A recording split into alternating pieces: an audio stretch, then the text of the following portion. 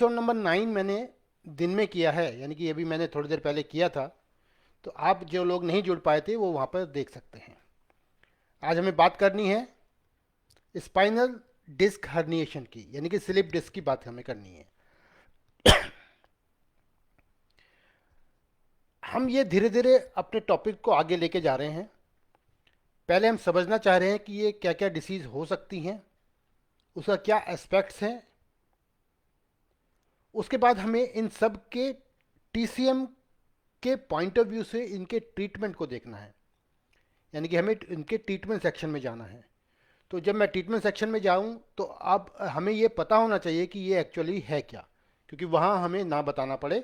हम ये पहले से हम पढ़ के चल रहे हैं यहाँ से कि ये जो डिस्क हर्निएशन क्या होता है, सैक्रलाइजेशन क्या होता है। क्योंकि हमने देखा है कि जब हम ट्रीटमेंट जाते हैं तो हाँ, सैक्रलाइजेशन तो हम ठीक कर देते हैं। हमारे यहाँ एक्यूप्रेशर में सैक्रलाइजेशन ठीक हो जाता है, लंबराइजेशन ठीक हो जाता है। तो ये ऐसा गलत हम बोल देते हैं। मतलब अगर हम अपने, जब हमें जानकारी कम हो जाती है तो कम होती है तो एक्चुअली वो कंजेनाइटल डिसीज़ है और वो ठीक नहीं होता है। हम उसके द्वारा जो पेन क्रिएट हो रहा है हम उसका ट्रीटमेंट करते हैं और पेन कम कर सकते हैं। तो ऐसे ही अब हम, वो कंजेनाइटल डिसीज़ थी, अब यहाँ पर हम एपिसोड नंबर 10 पे हैं और यहाँ हम स्लिप डिस्क के बारे में बात कर रहे हैं, या स्पाइनल डिस्क हर्निएशन के बारे में हम बात कर रहे हैं। क्या होता है? A herniated disc refers to a problem with one of the rubbery cushion. जो आपका रबरी कुशन होता है, रबर टाइप जो कुशन होता है जिसको हम डिस्क कहते हैं, उसकी प्रॉब्लम होती है। That sit between the individual bones, जो कि वर्टिब्रा के बीच में होती है। That stack to make your spine, और आपकी स्पाइन में वो होती है, स्टैक होती है। तो यानी कि डिस्क हर्निएशन, यानी कि जो डिस्क क्या होती है, पहले उसके बारे में हम बात करी। डिस्क एक रबरी कुशन होता है जो कि हर वर्टिब्रा के बीच में होता है, ठीक है ना। A spinal disc has a soft jelly like centre, जो हम इसके बारे में पहले भी बात कर चुके हैं, कि जो हम उसके बारे में डिटेल बात कर चुके हैं कि कैसे होता है। तो फिर हम बात कर रहे हैं spinal disc has a soft jelly like centre जिसका न्यूक्लियस होता है।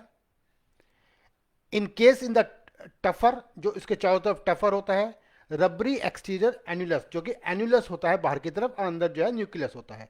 इसके बारे में हम पहले बात कर चुके हैं।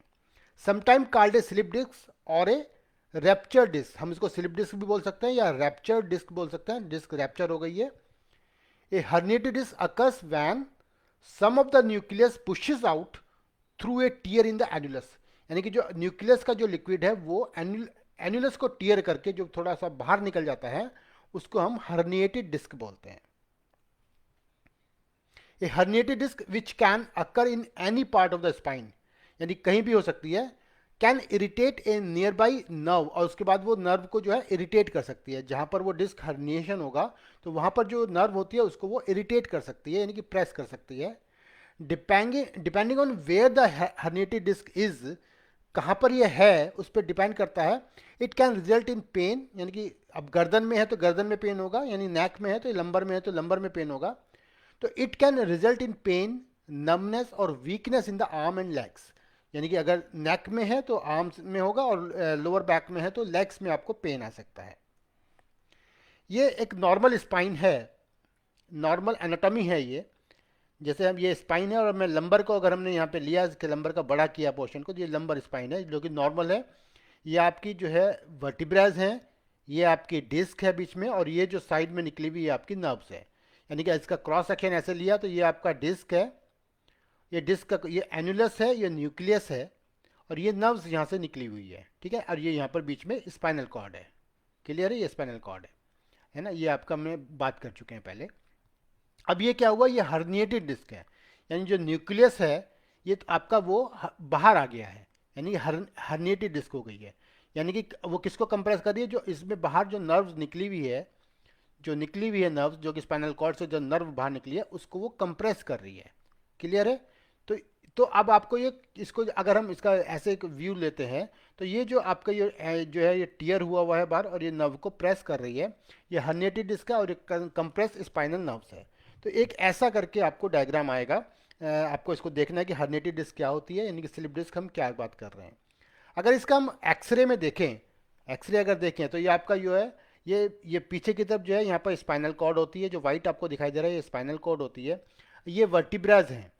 अब ये जो है बीच का जो एरिया है ये डिस्क का एरिया होता है, और ये डिस्क का एरिया यहाँ पर इस एरिया में जो है आपका ये जो है ये S1 है, और ये नंबर 5 है, ये नंबर 4 है, ये सक्राम है, और ये आपका नंबर 5 है।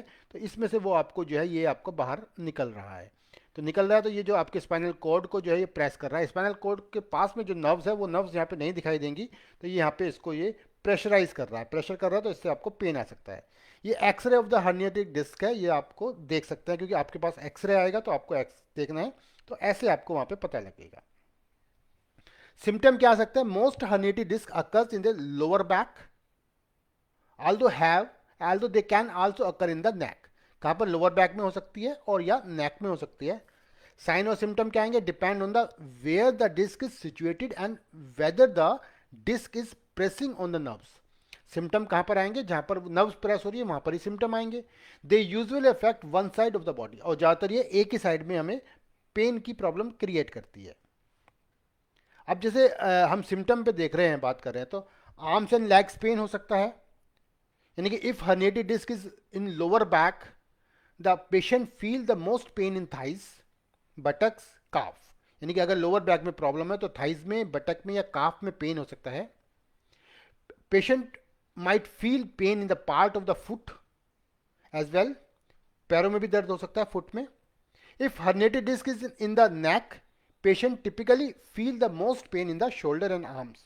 अगर नेक में प्रेशर आपको herniated disc हुई है तो आपको शोल्डर एंड आर्म में पेन आ सकता है।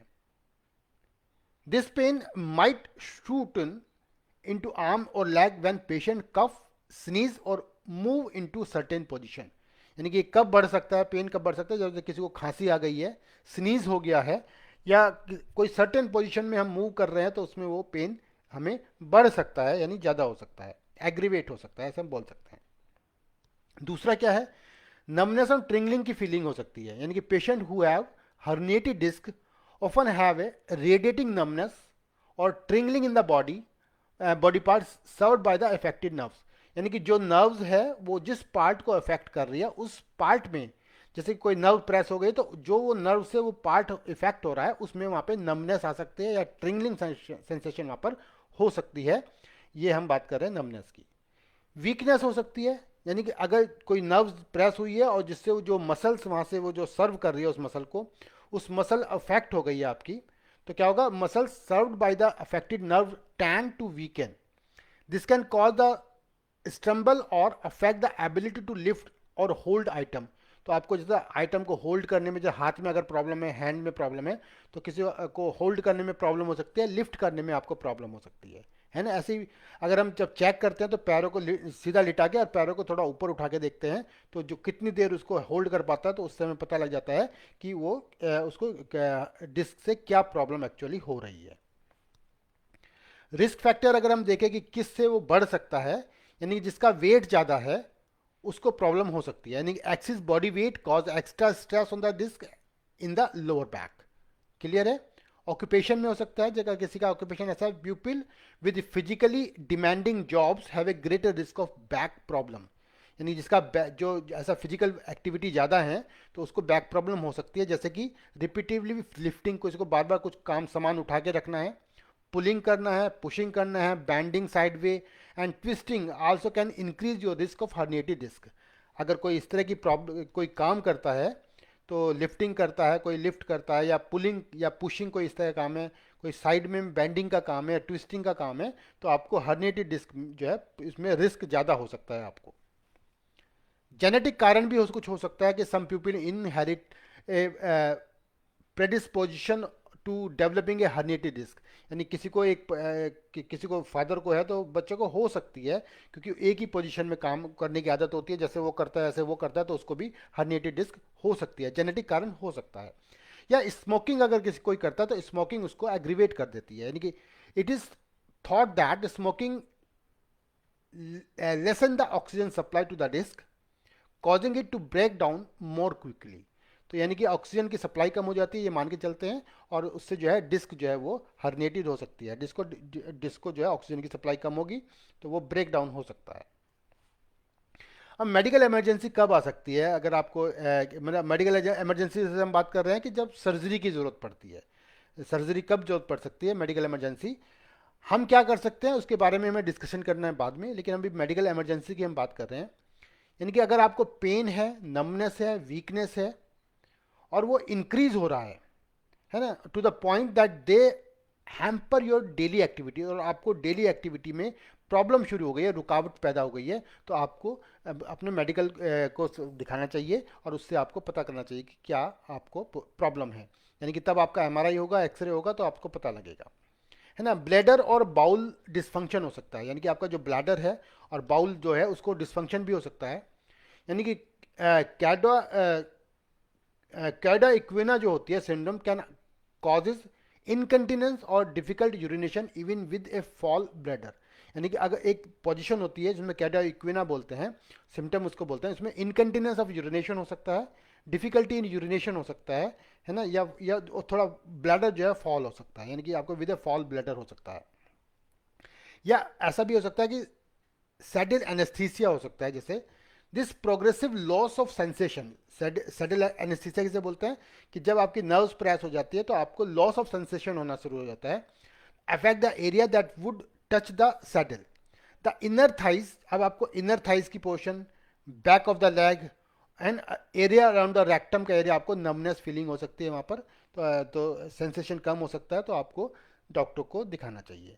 तो आज का मेरा टॉपिक यहाँ पर मैं ख़त्म करता हूँ, कल हम एक नए टॉपिक के साथ मिलते हैं। तो हो सकता है कल भी मैं आपको दो टॉपिक लूँ, दिन में भी एक बार मैं आऊँगा और एक बार रात में आऊँगा, जिससे कि हम जो है ये जो टॉपिक के सारे हम जो है इसको विस्तृत जानकारी हम प्राप्त कर सकें। Thank you very much. कल फिर मिलते हैं। धन्यवाद साथियों।